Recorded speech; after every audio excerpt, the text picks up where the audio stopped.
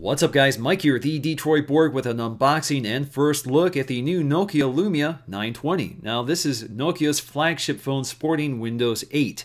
And some of the changes to Windows 8 now makes it possible for the manufacturers to really beef up the specs of these Windows phones. So the 920 is sporting a Snapdragon S4 dual-core processor running at 1.5 gigahertz with 1 gig of internal RAM. Internally you get 32 gigs of storage and no micro SD expansion. We also get interesting features like inductive charging, NFC, and Nokia's PureView camera, which uses mechanical stabilization to increase the low light performance of the camera. We also have a 4.5-inch clear black capacitive touchscreen display, which can actually function while using light winter gloves. You can actually use this while using gloves. First thing we'll find is a quick start guide, and I'll take you through some of the basic features of using the 920 on Windows 8. Below that is our plastic wrap 920, which we'll get to in just a minute. AT&T also includes a SIM ejection tool. Now, of course, we do get some more paperwork here, including a sheet to demo the NFC technology. And we also get a Nokia branded USB wall charger as well as a micro USB cable for charging. Notably absent here are a pair of headphones. So I guess you'll need to bring your own, or you can pick them up at the AT&T store when you buy your phone. Now onto our AT&T branded 920, we can see that the sheets covering the phone explain some of the ports and buttons, which are arranged a little differently if you're not used to a Windows phone. Now along the right side, we'll find the camera button at the bottom, the power button toward the middle, and the volume rocker toward the top. At the top edge of the phone, we'll find a microphone, headphone jack, and micro SIM tray. At the bottom, we'll find our micro USB port and the speakers and microphones. Now on the back, we'll find Nokia's hallmark feature, which is the PureView camera, sporting an 8.7 megapixel sensor with mechanical stabilization. So this gives us 1080p HD video with autofocusing at 30 frames per second. We also get a pair of LEDs for an extra bright flash. Now on the front, we'll find a fairly standard 1.2 megapixel camera for 720p video right next to the earpiece and proximity and ambient light sensor. Now at the bottom, we'll find our capacitive backlit buttons for back, home, and search. Now Windows Phone 8 is pretty familiar territory here, complete with a home screen full of live tiles which constantly feed information and notifications from the apps and other resources like your social networks. Now if you swipe from the right of the screen, you can bring up your complete app list, which is where you can pin additional apps to the home screen by tapping and holding on them. Once on the home screen, you can tap and hold on any of the live tiles to move them around. You can also toggle through the various tile sizes, and you can unpin them if you want to get them off your home screen.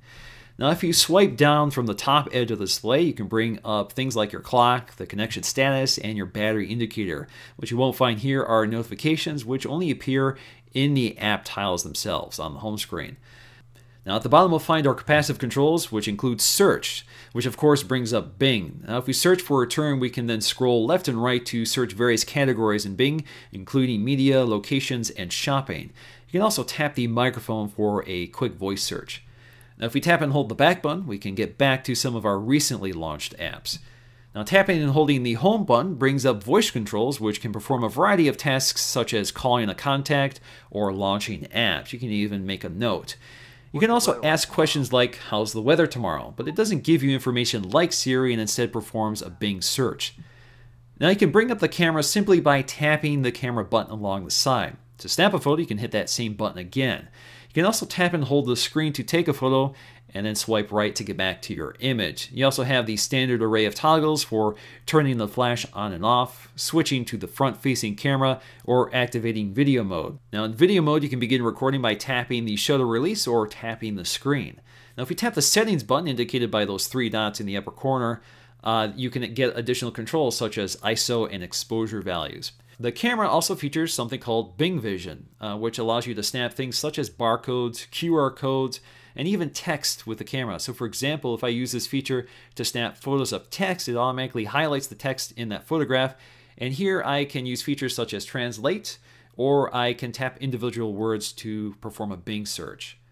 Now as for apps, this phone is preloaded with a combination of apps from AT&T, Nokia, and Microsoft. So we get a standard array of Microsoft phone apps such as IE, Mail, Contacts, Photographs, Messaging, and the Phone app. You also have the Xbox Media app for purchasing music, movies, and managing other content such as podcast subscriptions. We also have the Xbox Game app, which is where you can log into your Xbox account and launch a variety of mobile apps such as Angry Birds.